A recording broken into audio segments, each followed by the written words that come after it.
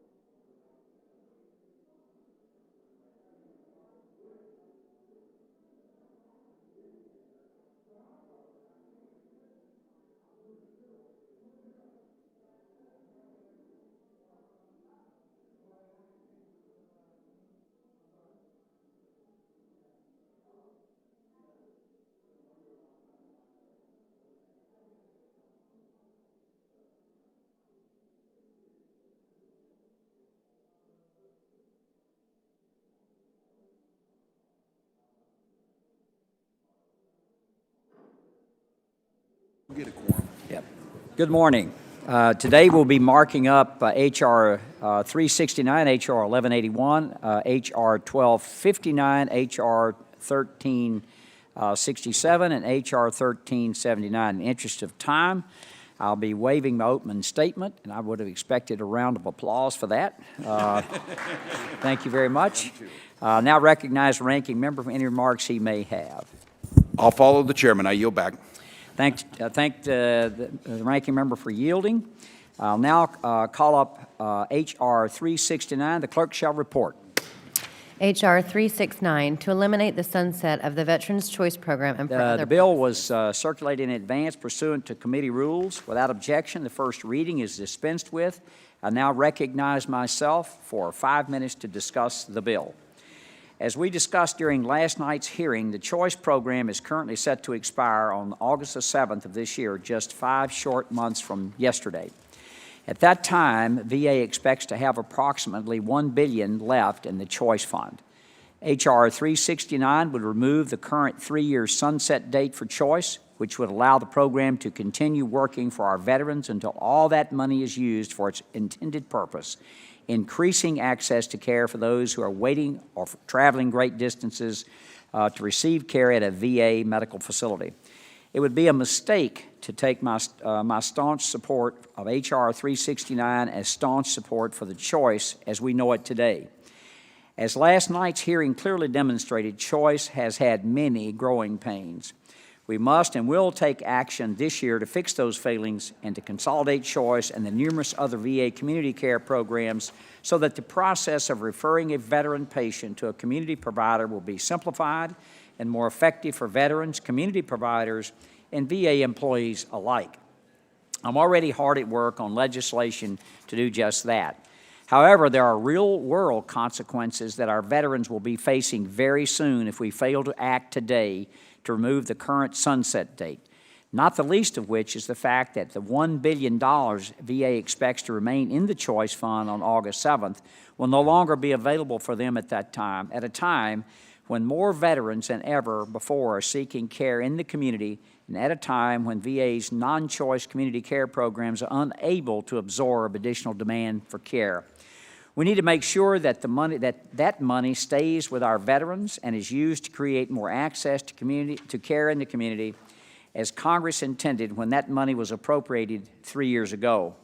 I urge all of my colleagues to support H.R. 369 so that while we continue to develop the next generation of Choice to make the VA healthcare system stronger now and for generations to come, Choice remains an available avenue for needed care.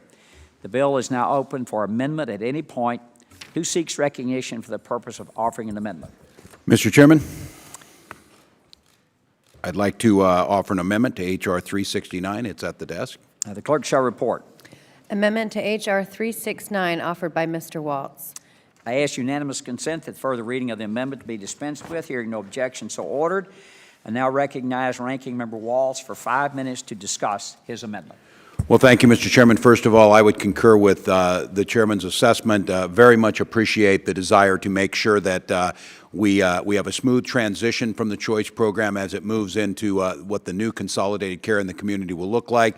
Again, as the Chairman said, this is not extending Choice without repairing it at all. It's making sure that our veterans are able to get that continuity of care, and this amendment simply helps ensure a couple of the changes during this time improve upon that. My amendment will allow the VA to spend the remaining $1 billion in the Veterans Choice Fund. It eliminates the Choice Act requirement that the VA be the secondary payer for some veterans' care that they receive in the community. All of us have heard from constituents who have been sent expensive medical bills from providers who haven't received payments for their health insurance. This change would mean fewer veterans would end up receiving medical bills and intimidating calls from debt collectors.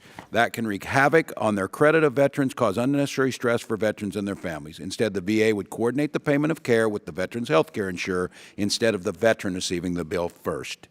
My amendment also includes Mr. O'Rourke's very wise legislation that would allow the VA to share veterans' health records with the community care providers unless the veterans object. It protects veterans' privacy, health history by being fully compliant with HIPAA. The Senate Veterans Affairs Committee is introducing a bipartisan bill that would include the identical language as Dr. Rowe's well-thought-out bill and the identical language in this amendment I'm offering today. I urge support for this amendment as well as the bill and ask that we move forward and get busy fixing choice and community care. With that, I yield back, Mr. Chairman. Thank you, gentlemen, for yielding. I will be supporting this amendment. As we continue to evaluate ways to increase access to care in the community, we must ensure that VA and community providers are able to share pertinent information about their shared veteran patients to guarantee continuity and quality of care. Similar language passed the House last Congress, and I'm glad to see it included here. I do have some reservations about the primary pay language in this amendment. However, VA has historically done a poor job of collecting payments from third-party providers, as evidenced by the Flatline Medical Care Collections Fund. That said, I do understand that the secondary payer language is, in current choice law has created unforeseen challenges for some veterans. I look forward to continuing discussions about how to address third-party collections in the future. Is there any other discussion about the amendment? Dr. Wenstrup. Thank you, Mr. Chairman. I do support this amendment as well, and I do have your same concerns. I think that the VA has done a bad job when it comes to the other providers being the primary payer, and that has created a tremendous amount of undue angst for our veterans, and they don't deserve that. But as we move forward down the road, I hope that we take another look at that, because in the private sector, they are able to establish who the primary payer is before going to a secondary, and hopefully down the road we can get that done in a way that helps the VA and be able to provide even more care, but also protects the patients so that they're not getting undue notices that they shouldn't be getting. I yield back. Thank you, gentlemen, for yielding. Is there any other discussion on the ranking member's amendment? Hearing none, and since no other amendments were timely filed, the question now occurs on the amendment to H.R. 369. All those in favor of the amendment to H.R. 369 say aye. Aye. All opposed, no. Opinion of the chair, the ayes have it, and the amendment to H.R. 369 is agreed to. Is there any more discussion on the bill as amended? Hearing no further discussion, and since no other amendments were timely filed, the question now occurs on passage of H.R. 369 as amended. All those in favor say aye. Aye. All opposed say no. The ayes have it, and the bill as amended is agreed to. I now recognize Ranking Member Walz for a motion on reporting H.R. 369 as amended. Mr. Chairman, I move that H.R. 369 as amended be reported favorably to the House of Representatives. All those in favor say aye. Aye. All opposed say no.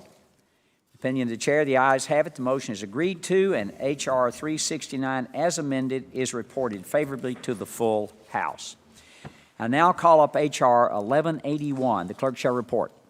H.R. 1181, to amend Title 38 United States Code to clarify the conditions under which certain persons may be treated as adjudicated mentally Bill was incompetent. circulated in advance pursuant to committee rules. Without objection, the first reading is dispensed with. I'll now recognize myself for 5 minutes to discuss the bill. I want to start by underscoring that any individual who a judge or judicial authority rules is a threat to themselves or to others should not be permitted to possess a firearm. However, with that said, I sincerely hope that we can agree that it's wrong for veterans and beneficiaries who utilize a fiduciary to be deprived of their constitutional rights without due process. In FY 2016, more than 32,000 veterans and their dependents lost their constitutional right to bear arms without the benefit of due process of law.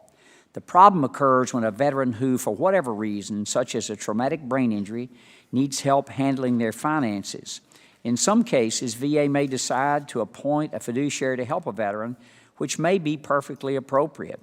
It's important to remember that a VA bureaucrat makes this decision, not a judge. A veteran who needs a fiduciary is not necessarily a threat to society, and VA does not consider whether a veteran is actually a danger to himself or others. Unfortunately, VA's decision has serious consequences for the veteran, including losing his or her Second Amendment rights. This is because the department sends the name of a beneficiary to the NICS list, and just like that, the veteran is no longer legally allowed to possess a firearm. This means that the veteran can't go hunting, can't shoot at a target range, or even keep a firearm that has been in the family for generations without putting themselves at risk of criminal prosecution. I'm also concerned because some recreational therapy programs, like the one at the VA Grand Junction Medical Center in Colorado, have found that hunting trips can be therapeutic for veterans with physical and psychological disabilities. I set up one of those in my own community a number of years ago, and it was incredibly successful. Right now, there are probably veterans who could be helped by these programs but can't participate just because a VA bureaucrat appointed a fiduciary for them to help with their finances. My bill would simply prevent VA from sending veterans' names to the NICS unless there is an order from a judge or a magistrate that says the person may harm themselves or others. The Department of Veterans Affairs has been the only federal agency to share this type of information with NICS. The Obama administration proposed a rule that would have required the Social Security Administration to share information about some people who receive disability insurance benefits. But as you all know, on February 28, 2017, the President signed a joint resolution passed by Congress which prevented this rule from going into effect. I also want to remind my colleagues that this proposal has enjoyed bipartisan support in this committee in the past. In 2013, this bill passed the committee by voice vote.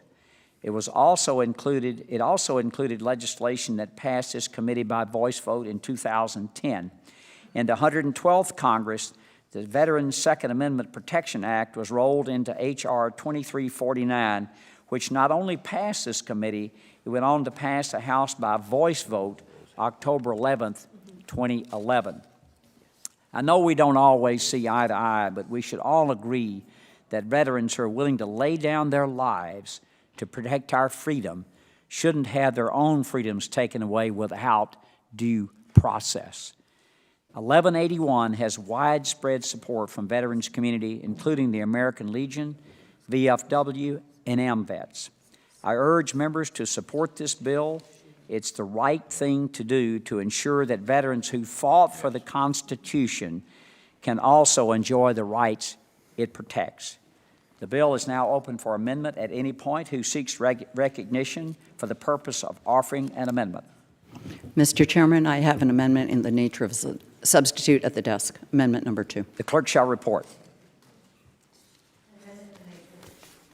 A substitute to H.R. 1181, number 2, offered by Ms. Esty of Connecticut, to strike all after the enacting clause and insert the following. I ask unanimous consent that further reading of the amendment in the nature of a substitute be dispensed with. Hearing no objection, so ordered. I now recognize Ms. Esty for 5 minutes to discuss her amendment in the nature of a substitute. You're recognized. Thank you, Mr. Chairman. Mr. Chairman, the issue of suicide prevention is top of all of our lists. We heard last night, late last night, from the Secretary how it is at the top of his list. And that is why I think it is so very important that we move forward with eyes wide open and with a hearing. I'm new to this committee. There are a lot of people who are new to this committee. And if we rush this through to a markup, we are depriving veterans and their families of the opportunity to really understand what will help keep our veterans safer. And that's why I've offered my amendment. It would call upon the GAO to do a study to understand what is being reported to the NICS system, what is the impact that is having, when we know that 66% of military and veteran suicides are committed with a firearm. Folks who work in the field with our veterans every day know means matter. Means matter. And that is why veterans are way more likely to use a gun than non-military. That's just a fact. And we need to understand how that works, and my bill would do that.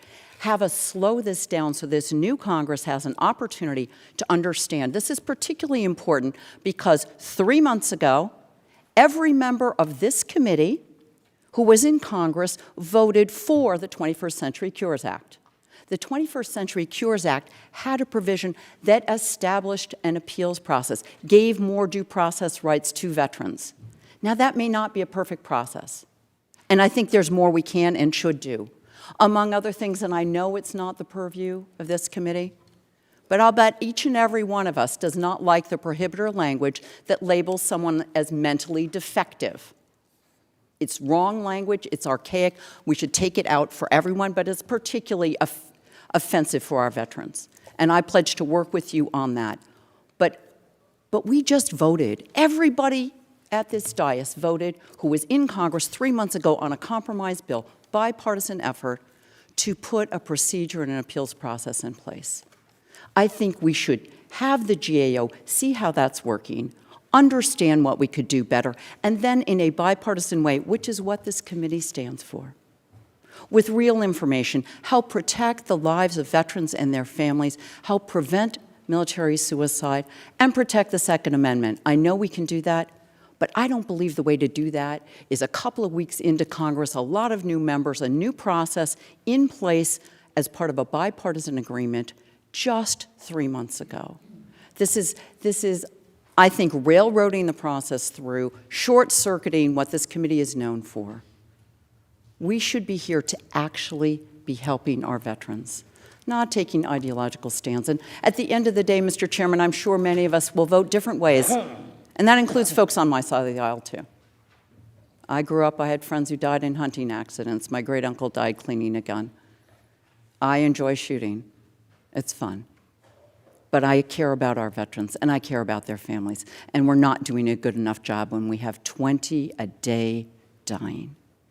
I know we can and must do better, but that's not the way to do it. Not with this bill, not doing it in a markup, not without a hearing. So with that said, I would ask my colleagues to support this amendment in the nature of a substitute and commit that all of us here work together to get the information we need and bring the VSOs, bring the folks from the field who are working on this issue in front of us, find out how the 21st Century Cures bill is actually working, improve the process if we need to, which I suspect we do. I don't dispute that.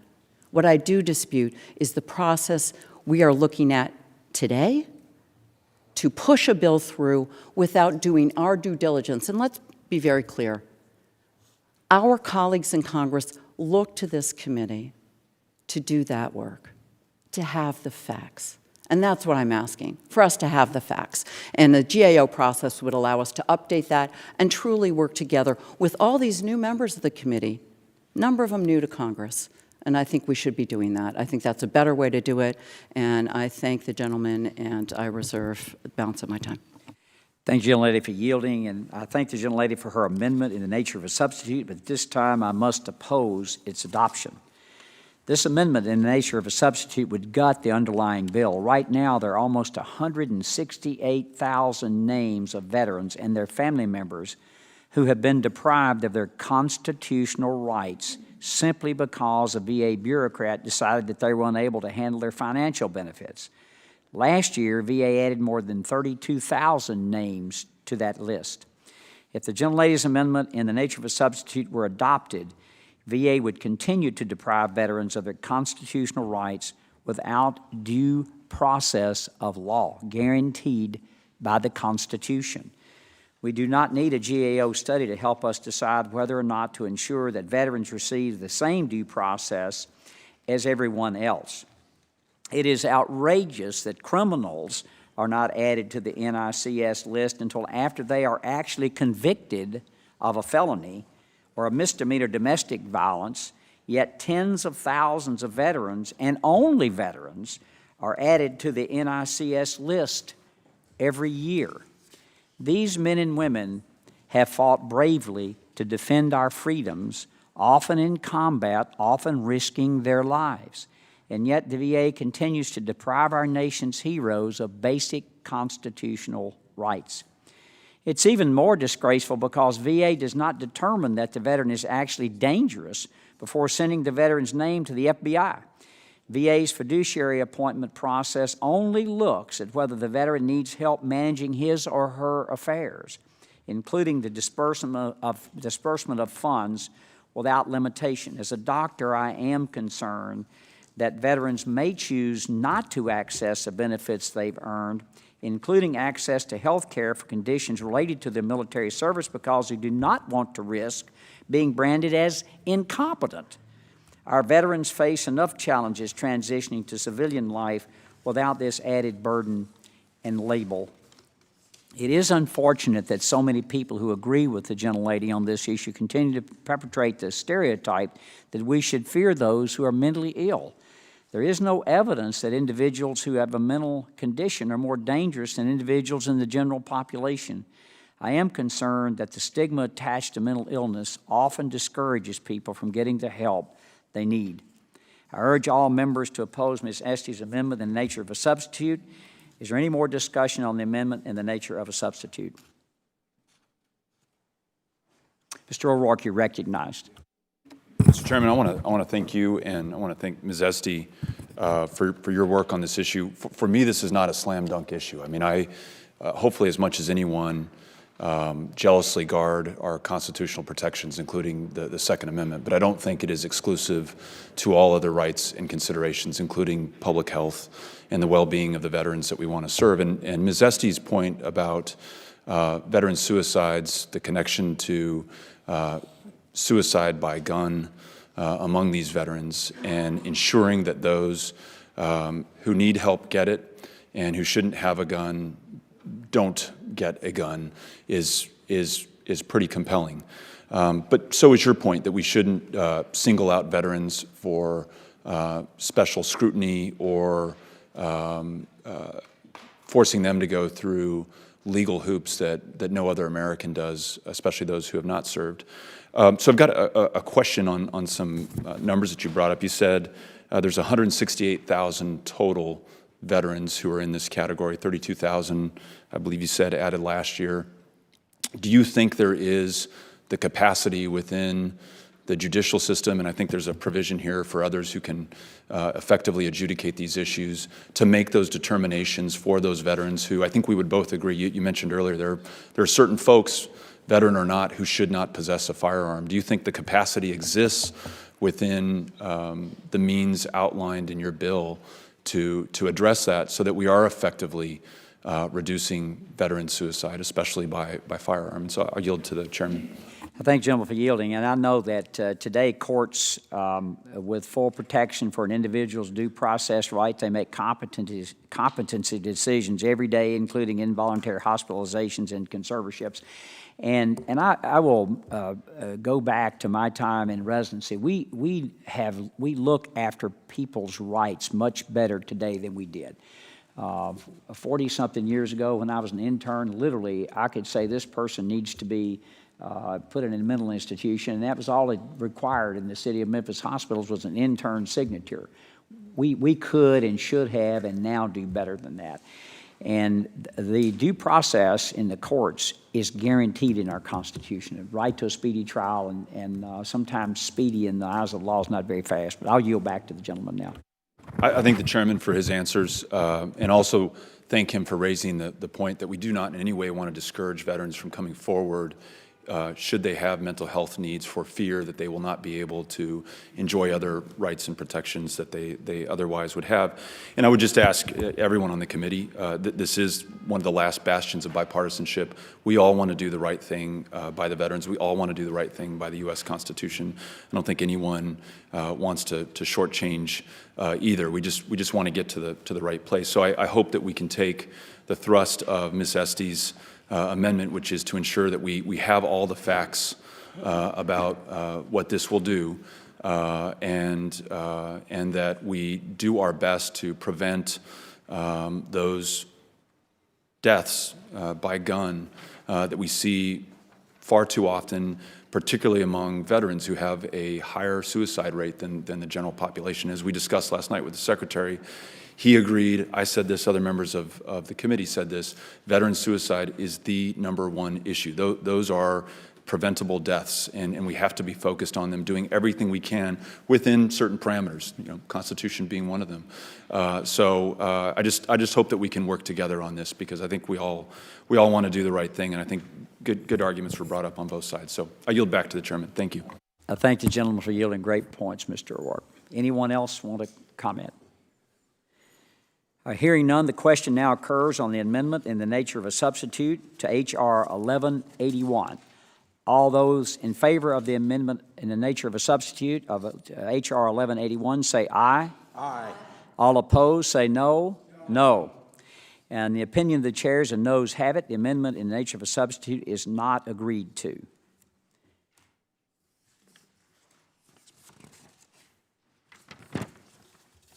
Okay, are there any other amendments at this time? Any more discussion on the bill? Mr. Chairman, I seek recognition. Waltz. Well, thank you, Mr. Chairman. I want to thank the members. As you can see, this is a passionate discussion. It always is. It's an important issue. And I said that I have the respect for the chairman runs incredibly deep, and I think we talk about bipartisanship in here that's built on relationships. The chairman said something last night, a mantra that both of us live by, it's don't ascribing bad motives to others. And I think that's always been the hallmark here. And I get it. Those other 3 times, I voted in support this piece. I happen to be where the chairman is at and believe that is true. I also have the deep concerns and do not see it as a slam dunk and struggle with this. And it's why I think it always behooves us that the points the chairman brought out, we need to bring experts in here. We need to have them talk to us, because those other 3 opportunities, we did that when I voted on it. We do have 11 new members who have not had that opportunity, to talk about, because I think what comes out of that is we're better informed, we make a better decision, but it brings us out in closer unity. And keep in mind, this will not escape people's notice. This is the second thing we marked up in this Congress. And the question people will ask is, what about the appeals process? Where's the appeals bill? That one could have gone unanimously, and I think most of us know this is going to face a tough road getting past filibuster in the Senate. So it doesn't mean it shouldn't be addressed. I support it. I believe where you're at on this, but I also believe we have a responsibility as a nation to bring this up. And again, it's no secret, but when tragedy strikes this country, the public re-engages in this. And the gentlelady from Newtown, Connecticut knows this, knows it deeply, knows it personally, and knows it in a way that brings her experience, her passion to this issue. So I would just ask, Mr. Chairman, we're going to see this over the next couple pieces of legislation. Our goals are the same: protecting the Second Amendment and constitutional rights of Americans while making sure we're doing everything possible to ensure safety and striking that balance. It's tough work. It's hard work. It's long work. It takes a lot of opinions. I think the concern that I would express is that our first markup with no hearing, the second bill out of the chute, is one that inspires great passion amongst this committee and this country without thinking there's any separation with where we're trying to get to. So again, Mr. Chairman, I again can't express enough. I'm glad you're in the position you are because of the trust and the integrity that you inspire all of us. We know that there are things that push certain things in political situations to be brought up, but my pledge to you is to continue to work in a truly bipartisan manner the best we can to find those compromises and help make sure all members are able to express their concerns. So with that, I yield back, Chairman. I thank the gentleman, and you certainly have done that the 8 years I've been here. Any further discussion? Mr. Rutherford. Mr. Chairman, I think I'd be remiss if I didn't point out that H.R. 1181 is also very much in congruence with what this Congress just passed, the House just passed, dealing with the Social Security Administration, who, under a rule, were going to be allowed to submit names of those who had been found under the Social Security rules to be mentally disabled, and that their names would be placed into the instant background check and would preclude them from being able to purchase a firearm. Again, bypassing due process. And I think the key here is due process. Look, everyone, I'm sure, wants to do all we can to prevent suicides by firearms. Absolutely. But at the same time, we have to protect the constitutional rights of individuals, and there is a due process in place to take that right away. And so I think, Mr. Chairman, that H.R. 1181 is exactly where this Congress is going. Thank you. I yield back. I thank the gentleman for yielding. Anyone else, does anyone else wish to speak? Mr. Takano, you recognized. Yeah, Mr. Chairman, I realize this is a contentious issue, but I do believe this Congress needs to address it. I do not believe that your bill is a good solution to take out of what was decided by this Congress in previous legislation, and I do support Ms. Estes' amendment, and I think it's common sense. I think it does protect veterans, and veteran suicide is something that plagues our nation, and anything we can do to reduce suicides by doing something very common sense, a common sense solution that Ms. Estes offers, I support. And I regret that this contentious issue is being decided in this way. Yes, Ms. Estes. Thank you, Mr. Chairman.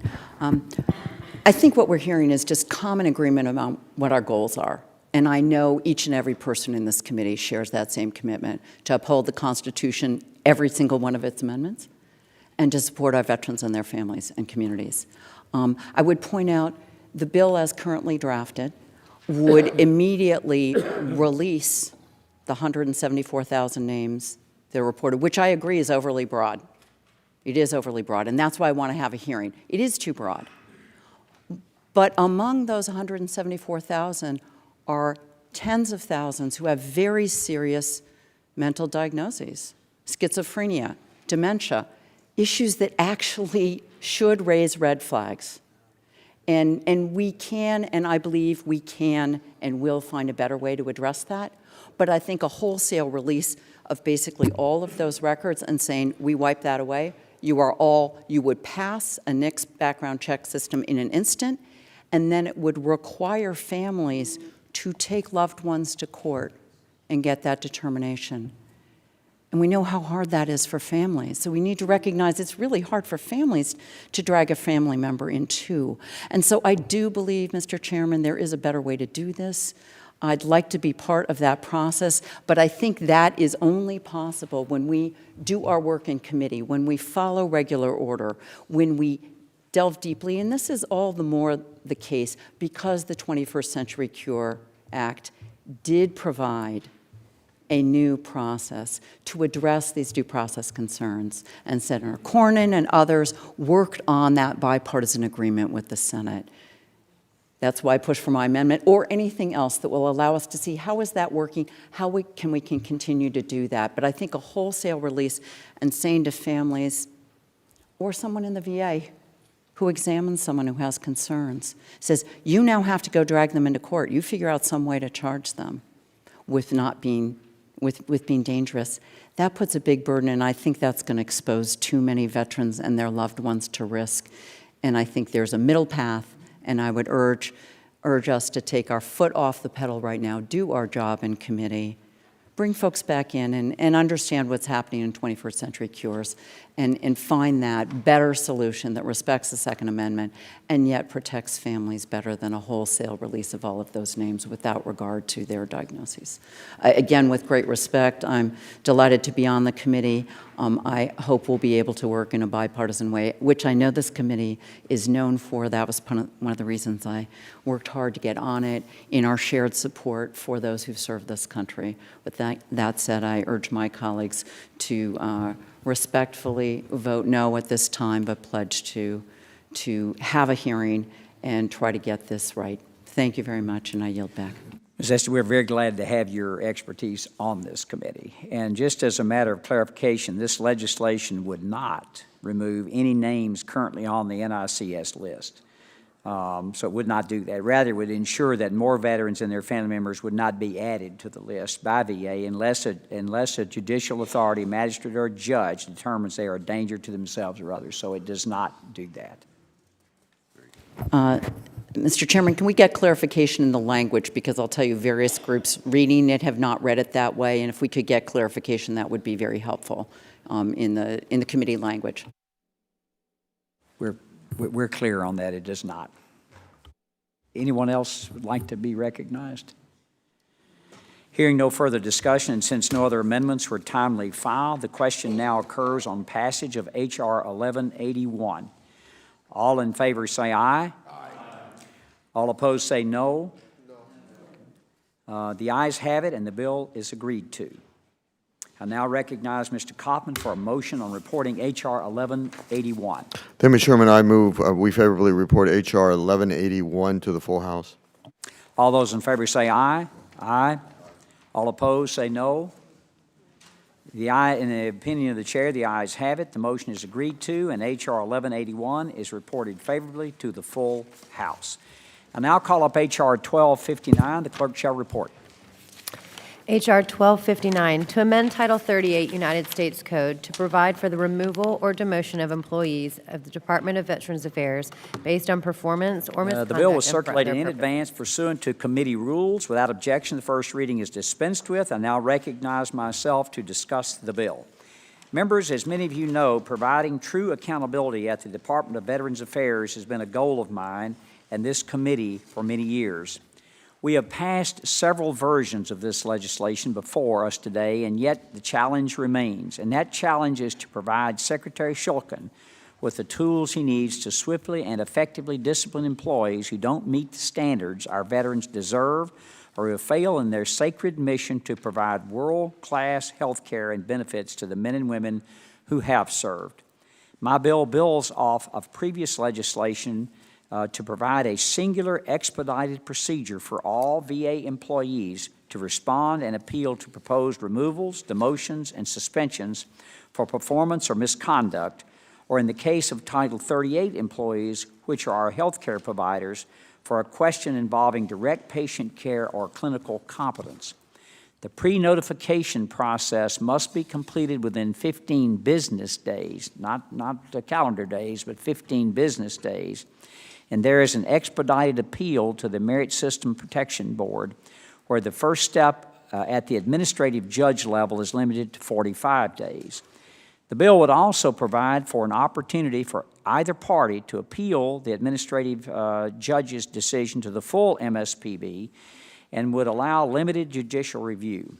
The bill would also ensure that these procedures are the only avenues in place for Title V and hybrid Title 38 employees to dispute proposed removals, demotions, and suspensions for longer than 14 days. Pure Title 38 employees, mainly physicians and registered nurses, will retain their current internal appeals process, but the timeliness for decision-making would also be aligned to the timelines for all other VA employees as set up in this bill.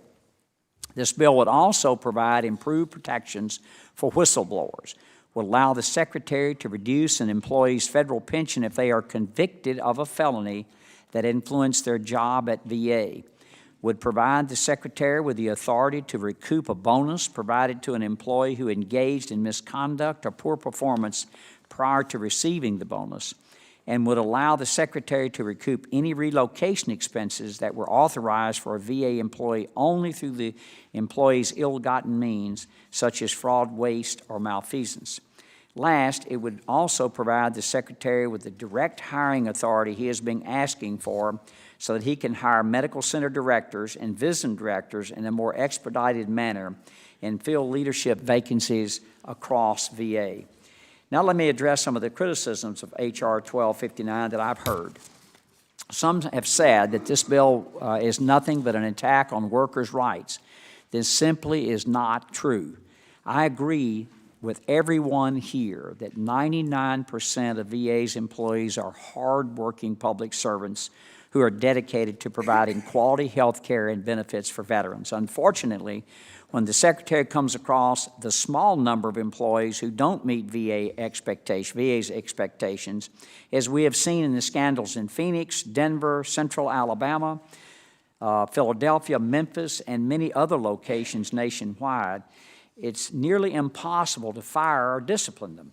Instead, VA continues their time-honored tradition of transferring problem workers, putting them on paid leave, or simply allowing them to go virtually unpunished. I want to be clear. I don't blame VA managers for doing many of these things because the broken civil service system makes it difficult for them to do the right thing. So many take the path of least resistance. But it is time to change any impediment to quality services for our veterans. Even last year, former Deputy Secretary Gibson sat in this very room at that table and admitted to this when he said it was too difficult to fire a substandard VA employee. I have heard concerns that this bill will hurt the department's ability to recruit and retain good employees. I don't buy this argument, as every VA employee I speak to tells me the exact opposite. Good employees want to work in an environment where they know everyone can be held accountable for their actions. I believe the current status quo of allowing bad employees to continue at their job while receiving a paycheck actually hurts the morale of the other employees who are doing the right thing. This is the same for employees of the department who are veterans. I know that some have said this would hurt veterans who are employed at the VA since they make up a large percentage of VA employees. But as a veteran myself, and I know my fellow veterans sitting here with me and in the audience or watching from home would agree, we don't agree to serve in any capacity, whether in uniform or in civilian clothes, because we put our individual employee protections ahead of the mission. The mission always comes first. And at VA, the mission is our veterans. Veterans want to work alongside colleagues they know who are working hard for their fellow men and women who served alongside. I want to let every member know that from day one, I've worked with Secretary Shulkin and his team in drafting the bill that's before us today. He has endorsed this legislation not because he wants to punish employees or make it harder to recruit quality employees, but because he sees this type of change is desperately needed if he is going to truly reform the department. Secretary Shulkin is someone who garnered the trust and respect of two presidents of two different parties to serve our veterans, and I hope, therefore, that my colleagues would understand that his support and assistance in crafting this bill before us today is because real accountability at the Department of Veterans Affairs is a veteran issue, not a political issue. I know that Ranking Member Walsh will offer an amendment in a moment on this next issue, but I want to quickly address why this bill would also eliminate the ability for unions to use existing grievance procedures to dispute major adverse actions. Just looking at one of VA's master contracts with an employee union, the American Federation of Government Employees, which is the largest union at VA, one can see that the grievance procedures in place to dispute discipline can extend to almost 350 days, and this timeline can be easily extended. So if we don't eliminate this lengthy process for disputing these disciplinary actions through a union grievance process or arbitration process, and we'd be creating a giant loophole where the Secretary would have one expedited process in place while the long and administratively burdensome grievance process remains in place for nearly 285,000 employees of the department, or 76% of the VA's workforce. Clearly, only covering 24% of VA's workforce under an expedited authority is not what I want to do, nor I expect veterans and taxpayers want us to do.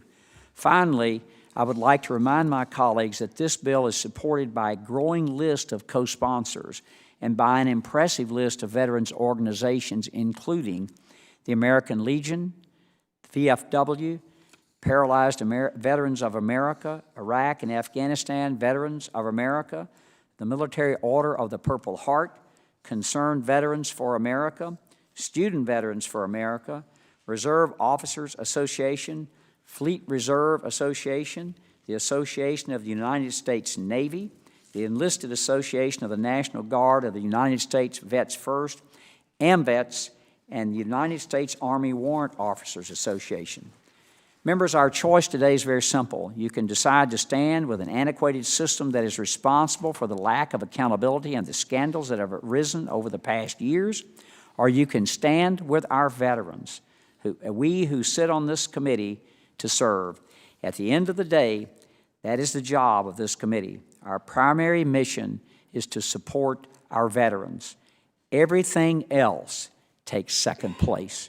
The bill is now open for amendment at any point. Who seeks recognition for the purpose of offering an amendment? Mr. Chairman, I have an amendment at the desk. The clerk shall report.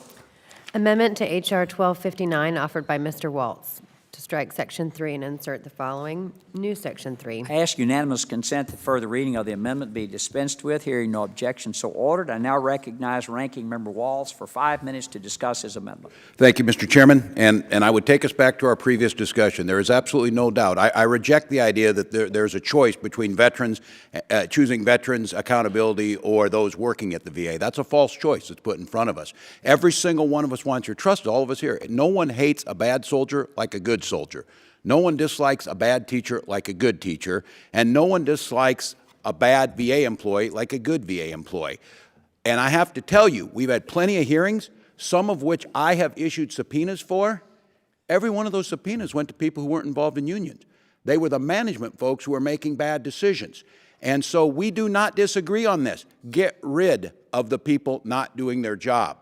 But follow the process that law put in place for collective bargaining. If you fundamentally disagree with collective bargaining, that's a fine place for you to be. Make that case to the public, do whatever. But you can't go back, most of these people being veterans, change an agreed upon, voted upon collective bargaining agreement under the guise that that is going to improve accountability. It may or may not, but the point I have, here we are at a new Congress, no hearing. No witnesses coming in, no one to testify. I agree, I'm with that. I belong to most of those veteran service organizations, and we want the accountability. My concern is, are we doing everything possible to get it, and then every one of us setting up here in a job that you can come up with the best idea possible, but if you can't get the votes to get it through the House, get it through the Senate, get it to the President's desk, and get it implemented, it's nothing more than an idea. And so here's what my amendment does. And I want to be very clear. This amendment is not supported by the unions.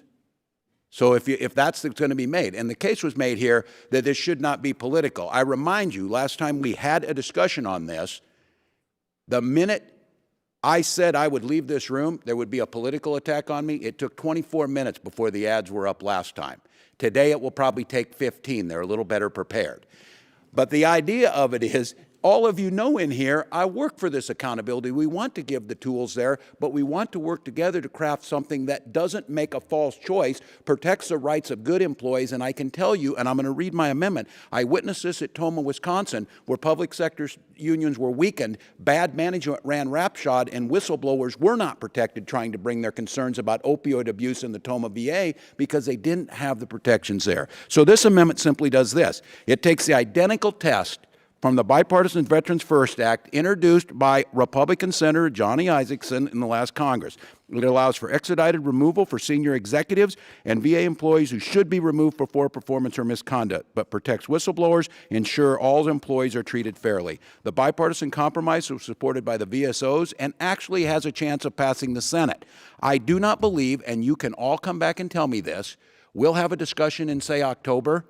If this has been implemented and it's proving accountability, I'll be the first one there to strengthen it and build upon it as we always should. But I think there's a very real possibility, if we're being realistic here, that we will not see anything on this by October, and that will stymie the accountability tools that the Secretary has asked us for and will not get us to the point we're trying to get to. And I would just ask this.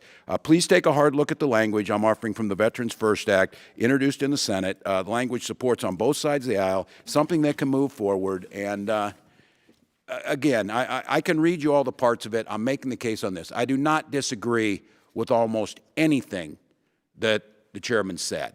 And I, too, as a veteran, am outraged when these things happen. But those folks that we subpoenaed and set there, and then, because we didn't do it correctly, went to court and got their jobs back, it galls me every day that I have to work with them and know they should have been gone, but because we didn't put the right things in place, two senior managers who were not union members are now dictating to union members under them who are doing their job. That's the part that most challenges me. And so I wished we would do it, and I would echo maybe Ms. Este's plea that could we come back, could we try and do this? You have to move. I don't disagree with that. I totally agree with the chairman on this. This amendment should be here today. This should be the number I would argue it could have been the number 2 thing out of the box. We should get those tools over to them. I think the Vets First in this amendment gives them that. I really believe it would pass the Senate. We had that bipartisan support. It could be implemented as soon as possible, and I think it would get your exact outcomes without crossing into that collective bargaining piece that we all know is it's as passionate to folks as the Second Amendment issue. So, Mr. Chairman, again, I appreciate it, and I do want to say to this, you and your staff have always been open into listening, to working, and I know your goal is my goal. Good employees stay, bad employees go, veterans are cared for. I yield back. I thank the gentleman for yielding, and unfortunately, our bill languished in the Senate for about a year and a half, and at this time, I must oppose the adoption of the amendment. This amendment would strip out sections 3 and 9 of the bill and would insert weakened accountability language for most VA employees. Unlike these sections of the underlying bill, which provides for one expedited process for disputing an adverse action, this amendment would provide an almost completely open-ended process that doesn't provide the expedited pre-notification procedures we are trying to instill. The underlying bill would limit the pre-notification process to 15 business days. Additionally, this amendment would allow for the current procedures under Title V and the grievance procedures to remain intact, which means that even the somewhat shortened timelines provided in this amendment would not be required to be used by the Secretary in the case of discipline. My bill does not allow for other options to continue to drag out the process as they have been allowed to do for decades. Further, nothing in this amendment would address the loophole I previously discussed that would allow bargaining unit employees who make up over 75% of VA's workforce to choose to dispute punishment through internal collective bargaining grievance process, which can take 349 days or more and could supersede any expedited process enacted into law. The expanded timelines and lack of change to current law contained in this amendment lead me to conclude that this would be no departure from current law. What further leads me to this conclusion is that when similar language was moving through the Senate Committee on Veterans Affairs last year, the AFGE endorsed language similar to that in this amendment. AFGE, however, has already told representatives last Congress that they will oppose any legislation that doesn't support the status quo and the current procedures for disciplining employees. Therefore, if the provisions in this amendment are supported by AFGE, then these are not the kind of changes taxpayers or a growing number of veterans organizations want us to make. Members, we must change the rules in VA's civil service system so that we can give Secretary Shulkin, sitting there last night and said he needed them, the tools he needs to bring real reform to the department.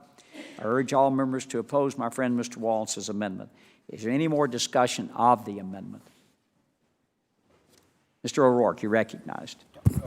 Thank you, Mr. Chairman, and thank you, Mr. Ranking Member.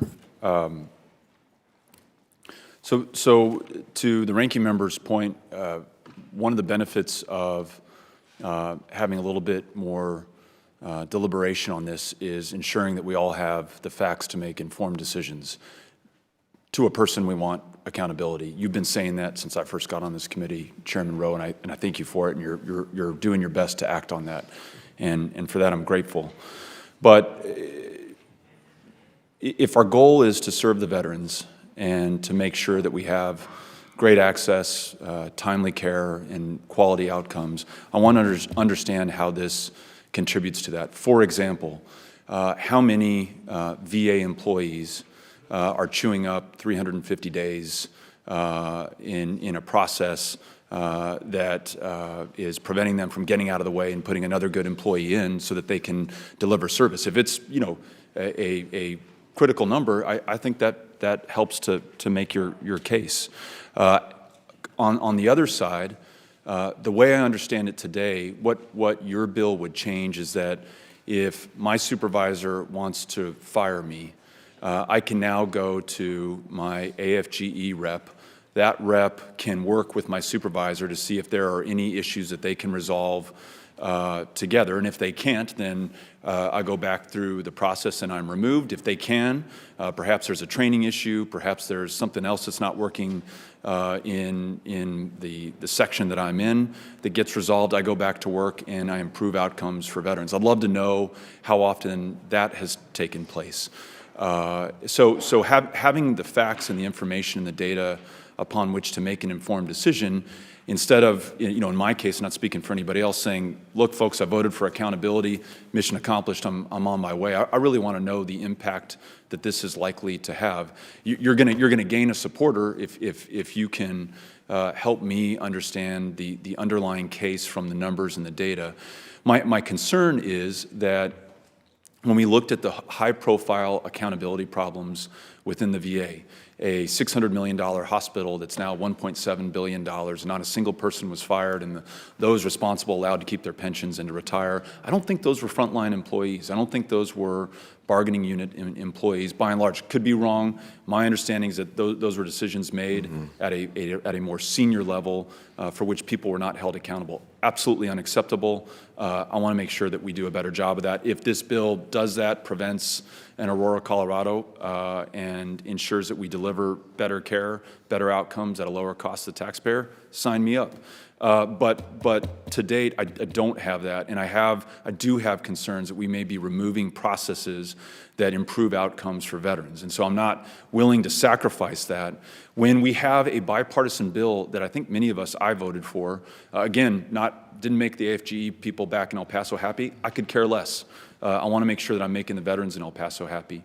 But I voted for it because it was a way for you and I to agree on accountability that also had Senate sponsorship. My understanding is that Mr. Walz is offering something that would get us back to that bipartisan, tough but fair compromise that allows us to move forward on accountability. I just would ask, I'd hope that the two of you can work together to do that. That's something that would have, I can't speak for my colleagues, that would have my support. You'd have a lot of Democrats with you on that. And so I don't know if you want to answer or your team would like to answer any of the underlying fact-based questions about what this will do and just how extensive the problem is beyond anecdote. And so I yield back.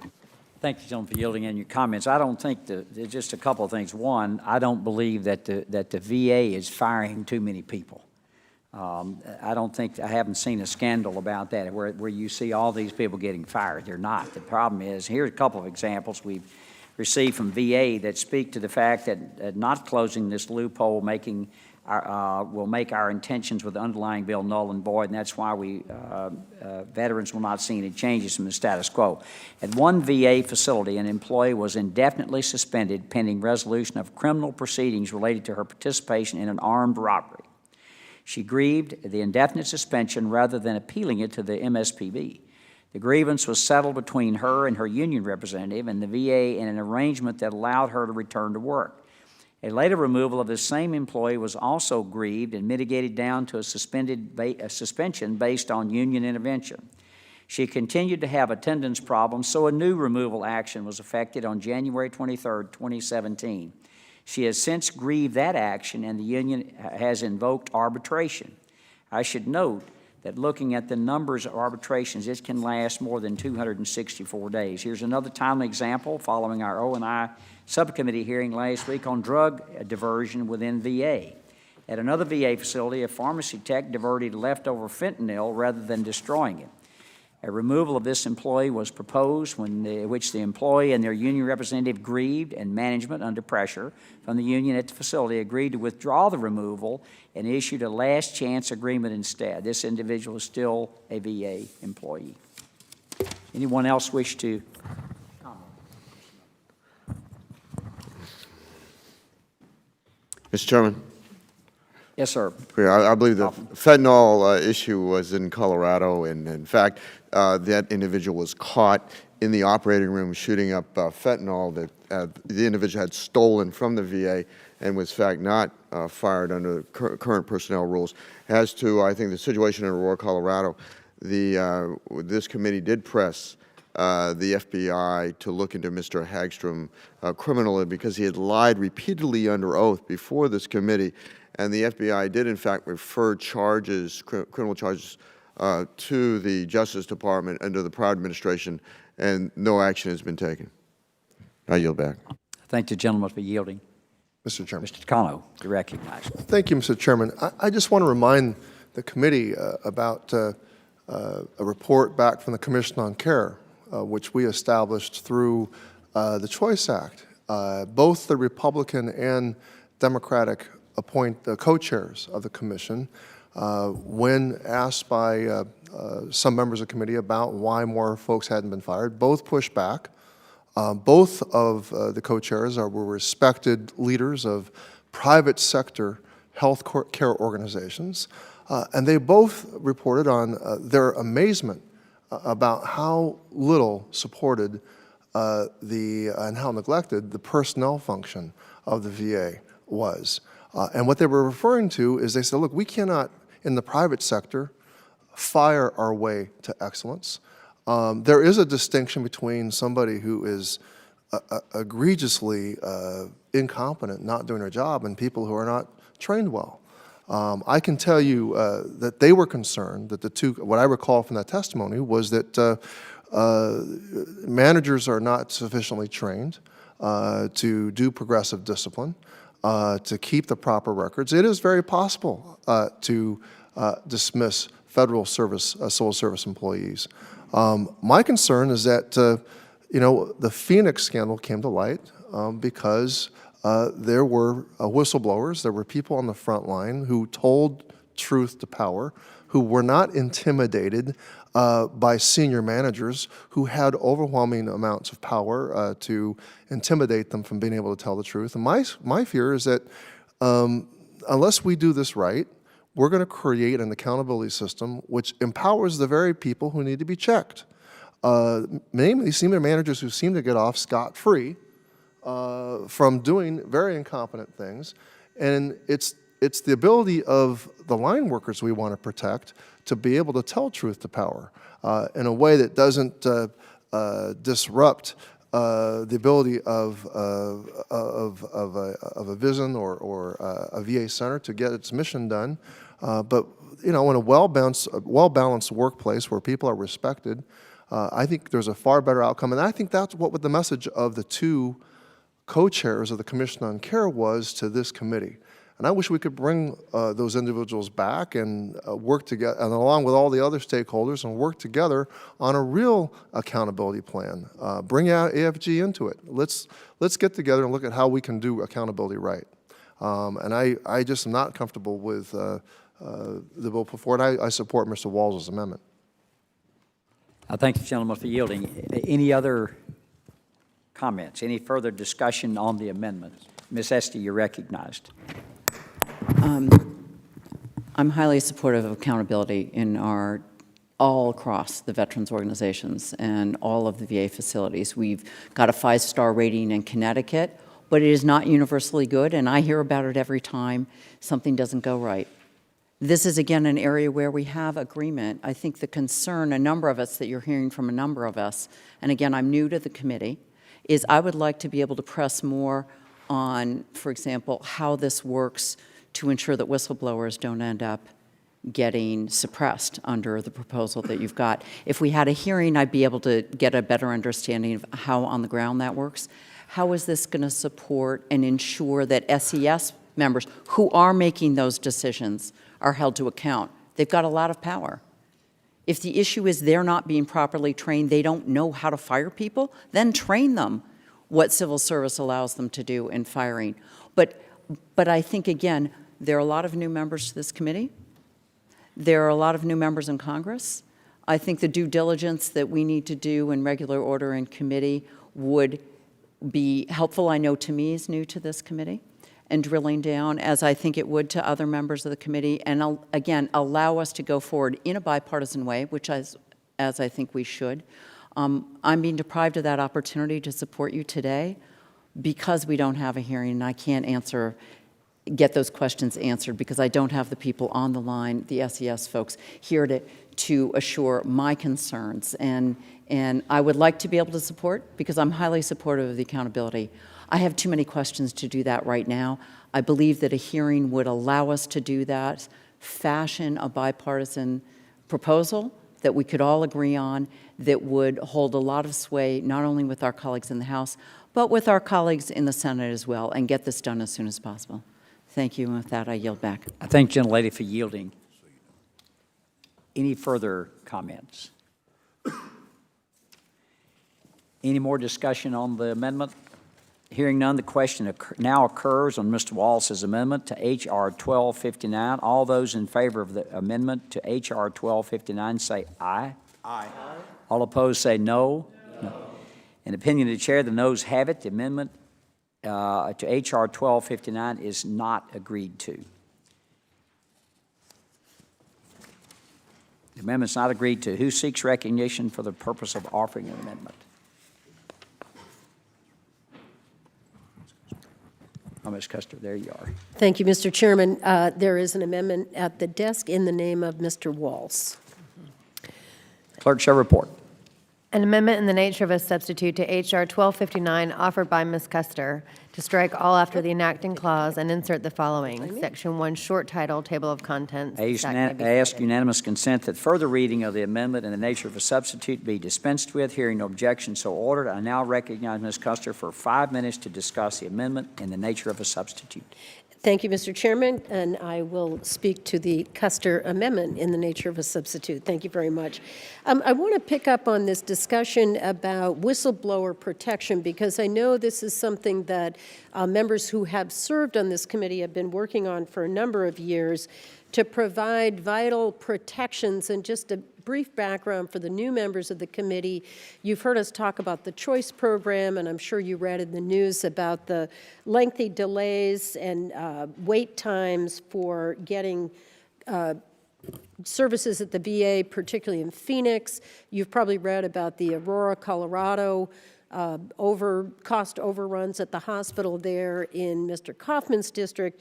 These types of situations frequently come to our attention by way of whistleblowers within the Veterans Administration.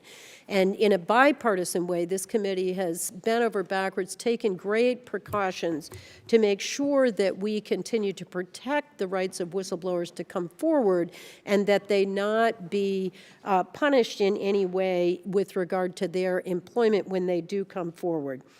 I want to join, some of my colleagues have mentioned that last year I and other Democrats actually voted for H.R. 5620, which was similar in both this committee and on the House floor because it was primarily concerned with the accountability of senior executives and management. Senior executives are the level at which decisions end up being made with regard to making procedures such that veterans wait for months on end on wait lists, or decisions with regard to cost overruns. And at another time, I encourage you to hear the story about Aurora because it really is shocking, shocks the sensibilities of Republicans and Democrats in Congress, the way the funds were spent.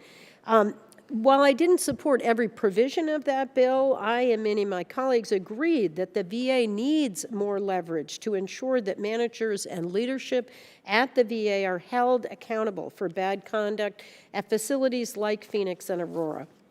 We all want to ensure that our veterans have not only the best quality of care, but that people honestly work for the improvement of their lives. But we cannot forget that whistleblowers are crucially important for our efforts to improve VA accountability. As the ranking member of Oversight and Investigations Subcommittee, I know that whistleblowers have and will continue to provide the VA and this committee with information of misconduct before it goes too far and before those responsible can deflect blame on others or, more importantly, hide incriminating evidence and details. Whistleblowers provided the details that made Congress and the public aware of these scandals, and we need to make sure their interests are protected. When H.R. 1259 rolls back collective bargaining, arbitration, and settlement procedures, it also rolls back some of these valuable protections for whistleblowers. So I offer this amendment in the interest of protecting whistleblowers from retaliation, and I urge my colleagues to join me in retaining vital whistleblower protections with a yes vote on the amendment. And with that, I yield back.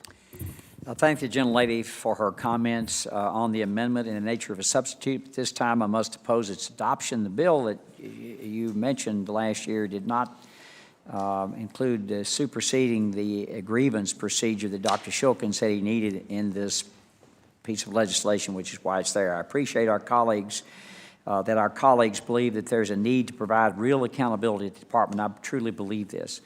But if this amendment in nature of a substitute fails to achieve this goal, as I mentioned earlier, I'm very concerned that by leaving current grievance procedures in place, we would be creating a giant loophole for over 75% of VA employees. One only needs to review the master collective bargaining agreements between VA and the unions it has agreements with to get a clear picture of the complexities of the grievance procedures that managers deal with on a daily basis. I would direct members to the screens and to the documents in your packet where I've mapped out the grievance process for VA's national agreement with AFGE. Members, you can see the pre-notification process can take 85 days compared to 15 days in HR 12, and these are working days, in 1259. The next step with an independent arbiter can take 264 days compared to the 45 days with an administrative judge level at the MSPB in my bill. This chart doesn't even consider the additional time that the grievance procedures can go through the Federal Labor Relations Authority. Here, we've mentioned a couple of examples just a moment ago that I talked about. And lastly, another one at a VA facility, a union president allegedly created a hostile work environment for HR staff and other employees who repeated use of racial labels. Management first proposed a 5-day suspension, but when the conduct continued, rescinded the suspension and proposed removal instead. This individual received a final removal effective September 11, 2015. However, the individual continues to serve as a union president, notwithstanding termination of their VA employment. They then grieved their removal, and the union invoked arbitration on November 6, 2015. Arbitration hearings began on July 26, 2016, and continued through December 19th of 2016. Although approximately 539 days have lapsed since the removal was effected, the arbitrator still has not issued a decision in the matter. Meanwhile, the facility still faces several EEO complaints from employees who were subjected to the union president's misconduct. Just reading these out loud again, I don't know how we can allow this to continue. I'm most concerned for the veterans that we serve and whether we can look them in the eye and tell them we have effected real reform and made it easier to holding poor performing employees accountable. I don't know about you all, but I can't in good conscience do that if we permit a process to remain in place for 76% of VA's workforce, which allowed for the above instances to take place. We all know that the Secretary has a tall task ahead of him to restore trust and rebuild the VA, and it would be irresponsible of us not to give him every tool possible to complete this critical mission. Once again, I urge members to support change and stand with veterans, not the status quo. I urge all members to oppose this amendment in the nature of a substitute. Is there any more discussion on the amendment in the nature of a substitute? Mr. Chairman. Mr. Walsh, you're recognized. Well, thank you, Mr. Chairman. Again, I come back to the point, our goals are very closely aligned. I would caution about judging all of us amongst the least amongst us. There's no one going to justify these cases. But keep in mind, some of our colleagues have gone to prison for buying cocaine within the last year and things like that. That does not cast shadow on your integrity, nor your honor, nor should it. But we should all be encouraging getting rid of them while doing everything to protect your right because you didn't do that dang thing. And so my frustration lies in, and don't get me wrong, again, as I said, the amendment I offered was not supported by the unions, nor do I believe it would have been. And I can tell you with great passion that I have encouraged union leadership to come here and offer up solutions to make sure those type of things don't happen because they have to. You're right. When I hear the chairman read this, I'm appalled. I'm angry, and I want to see it change. But what we're asking for is don't throw the proverbial baby out with the bathwater. Don't put what this amendment does, those whistleblower protections, in for the good employees who are trying to do it. And I understand if you are fundamentally opposed and haven't been on the other side. I have been rank and file union member, and I got to be honest with you about this. A rank and file union member's attitudes and how things work is very different from their leadership in many cases. But that rank and file union member sees those protections to better the profession. They were giving me time to prepare in the classroom. They were doing those types of things. So for VA employees, some of these things is to make sure that that management did not, I will come back to this, do your job. You can fire people if you do the job. But I agree with the chairman. I'm not going to sit here and say 387 days is fine. So here's what I think we should have done. We should have had a hearing, had AFG's leadership sitting right there, and guess who would have grilled them the hardest? This group sitting right here, because they're asking for that accountability. And we didn't get that opportunity to do that. And many of us are in total alignment with you. Give the Secretary the power. Management, follow your rules. But what I ask you is, don't go back on the collective bargaining. I also think you need to be very realistic about this. This will go to court. This will be challenged in some of those things. Why don't we bring them to the table and ask them to be partners, the good VA employees, to be partners with us to give the Secretary the power he needs while protecting them? I truly believe that we could get that done. And I think this amendment is simply trying to protect those things that were there. But I will not, for a minute, back away from anything the chairman said about accountability. It does take too long. There's things we could do better. And the egregious cases he read out, he's right. They should have been fired, and if it took too long, that part has to change. I'm just afraid we're taking a meat cleaver that is going to hurt morale, hurt the whistleblower protections, hurt the ability to get true accountability, which at the end of the day is to make sure the good employees delivering what they're supposed to do. If that means quality food service, if that means cleaning the operating room so it's ready to go, or if it means being in the personnel department. So I would encourage my colleagues, it's going to be hard for you too. General, it was a lot easier to get things done as a sergeant major, but I would encourage all of you to give me a sergeant major to lead on this, help us a little bit on this, and let's try and find the conclusion. And just give me this. If this thing hasn't gone by October, think about maybe coming back with us and seeing what we can do. Thank you, Chairman. You're generous with the time. Thank you. Anyone else? Does anyone else wish to speak? Mr. Chairman, just Mr. very Kaufman, quickly. you're recognized. I think what you meant to say is majors do all the work and get things done. Always count on Mr. Kaufman. Is there any more discussion on the amendment in the nature of a substitute?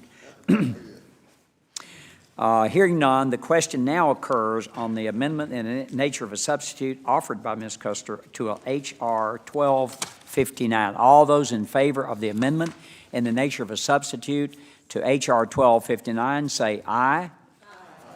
All those opposed say no. In the opinion of the chair, the noes have it. The amendment in the nature of a substitute to 1259 is not agreed to. The amendment in the nature of a substitute is not agreed to. Who seeks recognition for the purpose of offering an amendment? Mr. Chairman, I have an amendment to the desk. Mr. Takano, the clerk shall report. Amendment in the nature of a substitute to H.R. 1259 offered by Mr. Takano. Strike all after the enacting clause and insert the I following. ask unanimous consent that further reading of the amendment in the nature of a substitute be dispensed with.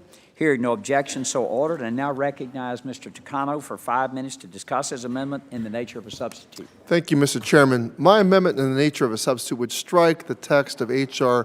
1259 and insert a new provision allowing the Secretary to suspend without pay any VA employee whose performance or misconduct threatens public health or safety, including the health and safety of veterans. It would give the Secretary the authority to remove a suspended employee after an investigation and review, and if the Secretary determines removal is in the interests of public health and safety. Both parties share the desire to protect veterans from mistreatment or harm, especially when they are seeking medical care at a VA facility. But this language would be more likely to achieve the majority's stated outcome of removing VA employees whose misconduct actually harms veterans.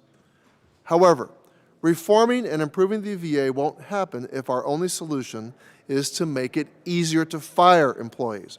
We need to create a culture of excellence that focuses on improving training and management.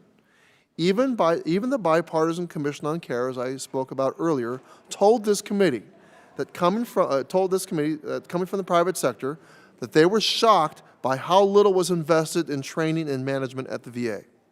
And if we are to continue to focus solely on making it easier to fire VA employees and not on making the VA a great place to work, we will soon find how hard it is to recruit the talented folks we need to put in place to take care of our nation's veterans.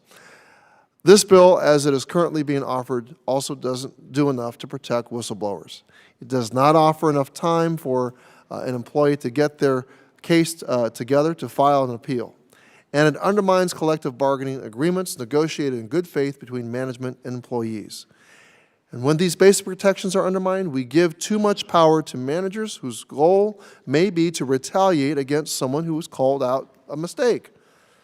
These basic civil protections are in place to allow employees to speak difficult truths and know that they will have a fair shot to defend themselves if they face retaliation.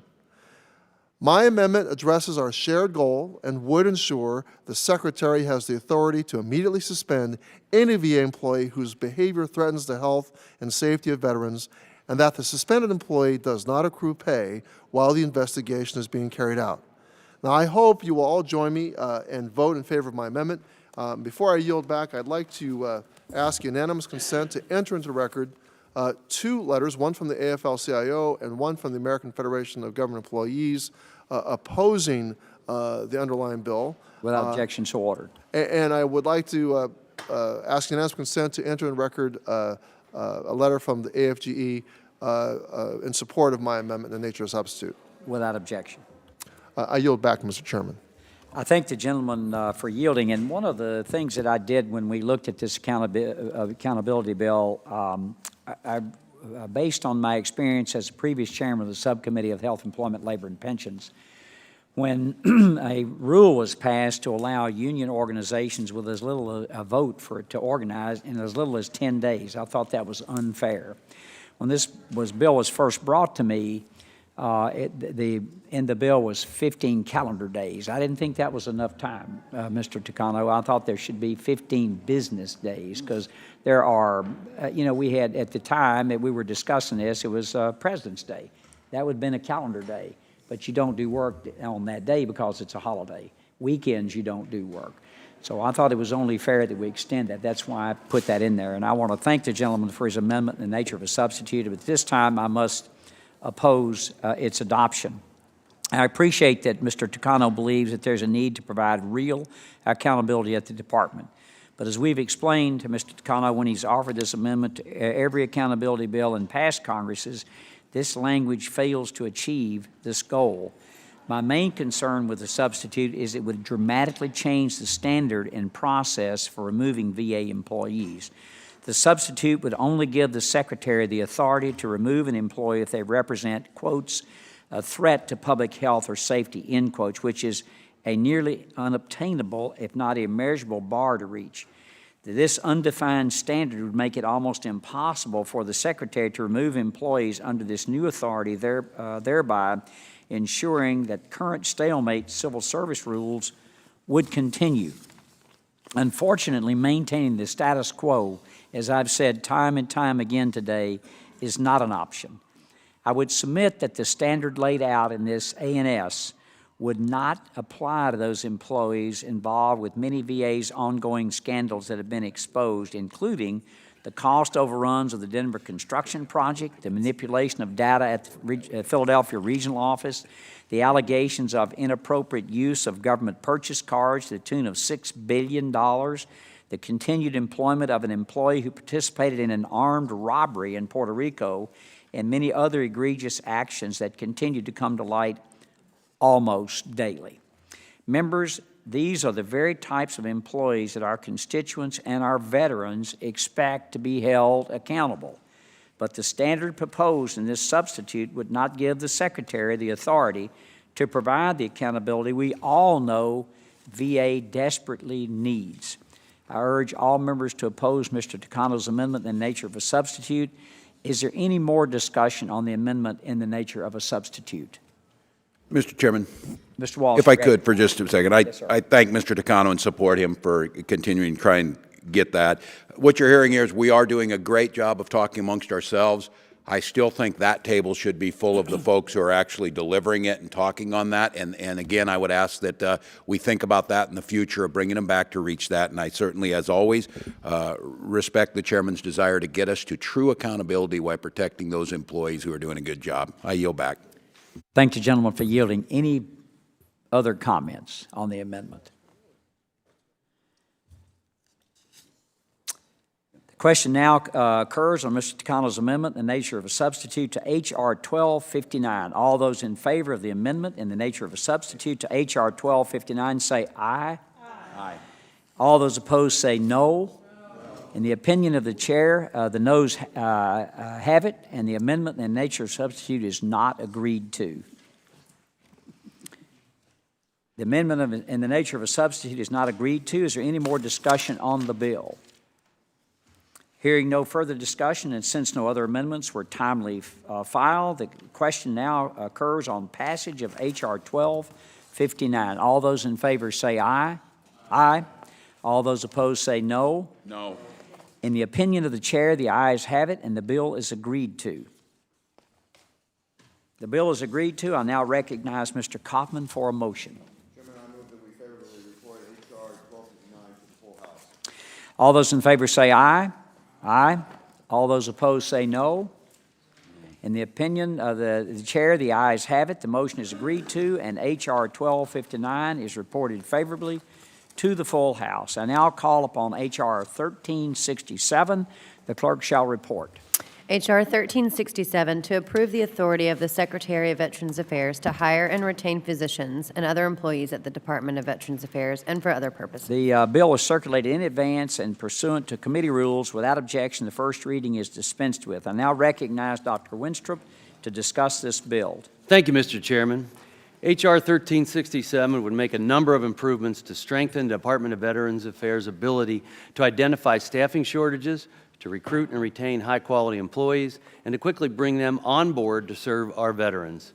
Specifically, this bill would modify the annual determination of staffing shortages within the Veterans Health Administration to include 5 clinical occupations and 5 non-clinical occupations within each VA medical center.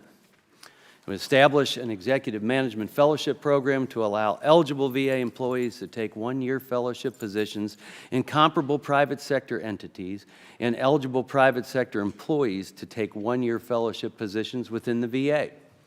It would change the service requirement to receive veterans' preference for reservists and guardsmen from 180 days of consecutive active duty service to 180 days of cumulative active duty service, and expand those considered preference eligible to include all retired service members.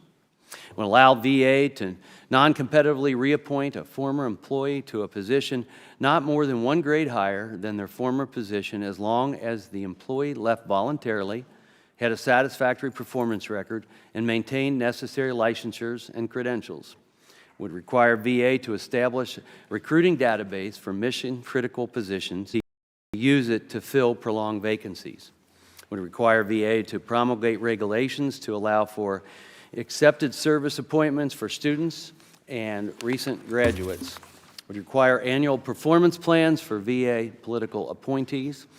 We require the Government Accountability Office to study VA's succession plannings and require VA to improve training for VHA human resources professionals, to measure and collect information regarding hiring effectiveness, to request departing employees complete exit surveys, and to establish a promotional track for technical experts. During his confirmation hearing last month, Secretary Shulkin confirmed that there are currently 45,000 vacancies in VHA alone, which calls into question VA's ability to provide sufficient access to quality care for veteran patients. The Subcommittee on Health will be holding a hearing on March 22nd to examine what is underlying VA's persistent struggle to recruit and retain needed employees. However, H.R. 1367 is an important first step to improving VA hiring and to ensuring sufficient VA workforce is available to care for and to serve our veterans. This legislation was developed last Congress during a joint subcommittee on health and subcommittee on economic opportunity roundtable and legislative hearing with input from VA, from our veteran service organization partners, and from other stakeholders. I urge all of my colleagues to join me in supporting this legislation, and I yield back the balance of my time. Thank you, gentlemen, for yielding. Thank you, Dr. Winstrup. Your bill has my full support. Is there any other more discussion on the bill? Mr. Chairman? Mr. Waltz. Just like to add, we fully support this. Thank you again, Dr. Westrup. Your experience and your insight is incredibly valuable to this committee, and thank you for this piece of legislation. Hearing no further discussion, and since no amendments were timely filed, the question now occurs on passage of H.R. 1367. All in favor, say aye. Aye. All opposed, say no. The ayes have it. The bill is agreed to. I now recognize Ranking Member Waltz for a motion. Mr. Chairman, I move. He's finding his place in the catalog here. Yes.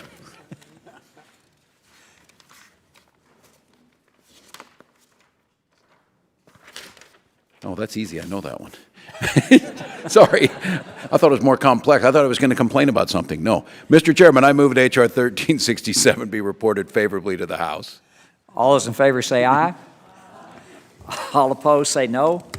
The opinion of the chair, the ayes have it. The motion is agreed to. H.R. 1367 is reported favorably to the full House. I now call up H.R. 1379. The clerk shall report. H.R. 1379, to amend Title 38 United States Code to provide for the entitlement to educational assistance under the Post-9/11 Educational Assistance Program of the Department of Veterans Affairs for members of the Armed Forces. The bill was circulated in advance pursuant to committee rules. Without objection, the first reading is dispensed with. I now recognize Mr. Peters to discuss his bill. Mr. Chairman, I have an amendment in the nature of a substitute to H.R. 1379.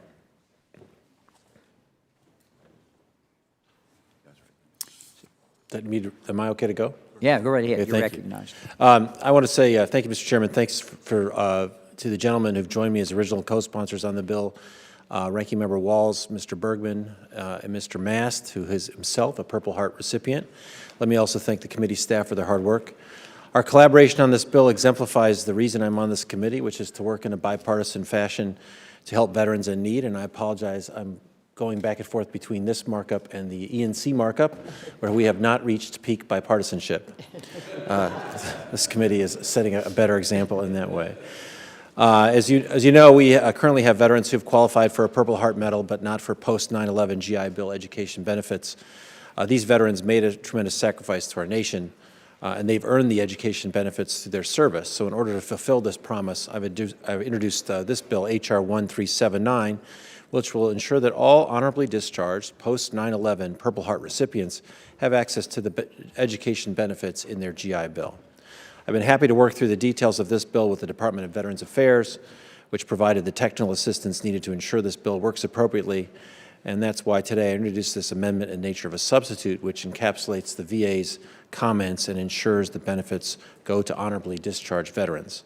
I appreciate the attention of my colleagues on this issue and request your support of my amendment and this bill. Thank you, Mr. Chairman. I yield back. I thank the gentleman, and his bill has my full support. I would note that we will need to work with the gentleman to find necessary and acceptable mandatory offsets before the bill can be considered by the full House. However, I support the policy to expand this benefit to these deserving service members and veterans. Who seeks recognition for the purpose of offering an amendment? Mr. Peters. Mr. Chairman, I have a amendment in the nature of a substitute to H.R. 1379. Clerk shall report. Amendment in the nature of a substitute to H.R. 1379 offered by Mr. Peters of California, to strike all after the enacting clause and insert I the ask following. unanimous consent to further reading of the amendment in the nature of a substitute be dispensed with. Hearing no objection, so ordered. And now recognize Mr. Peters for 5 minutes to discuss his amendment in the nature of a substitute. I've made my comments previously, Mr. Chairman, and I will yield back. Thank the gentleman for yielding. I will be supporting this amendment in the nature of a substitute. Is there any other discussion on Mr. Peters' amendment in the nature of a substitute? Hearing and seeing none, since no other amendments were timely filed, the question now occurs on the amendment in the nature of a substitute to H.R. 1379. All those in favor of the amendment in the nature of a substitute to H.R. 1379 say aye. Aye. And all opposed say no. In the opinion of the chair, the ayes have it, and the amendment in the nature of a substitute to H.R. 1379 is agreed to. Is there any more discussion on the bill as amended? Mr. Chairman? Mr. Waltz. If I could, first of all, I'd like to thank the gentleman from California. Thank you for bringing this up. The Purple Heart's our most recognizable, one of the highest honors this nation awards, but it's far more than just an award. It's an entitlement. It's not just the pin. It's the grateful gratitude that comes from this nation, and the gentleman is fulfilling that promise, making sure that those honorably discharged Purple Heart veterans get those benefits that they earned amongst all others. So I am grateful he brought this forward. I fully support it. I concur with the chairman. We can figure this thing out, how to make it work, and it's the right thing to do. So I thank the gentleman. I yield back. I thank the gentleman for yielding. Hearing no further discussion, and since no amendments were timely filed, the question now occurs on passage of H.R. 1379 as amended. All in favor say aye. Aye. All opposed say no. The ayes have it, and the bill as amended is agreed to. I now recognize Ranking Member Waltz for a motion. He's going to do that better this time. He is going to do it.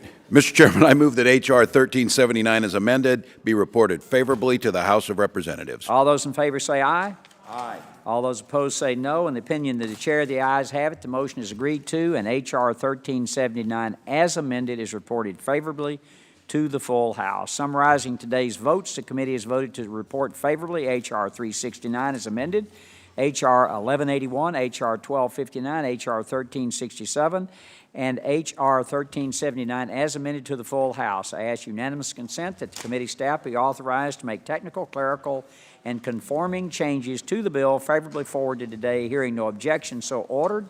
I thank all the members for their attendance today. This markup is adjourned. Now we can go back to our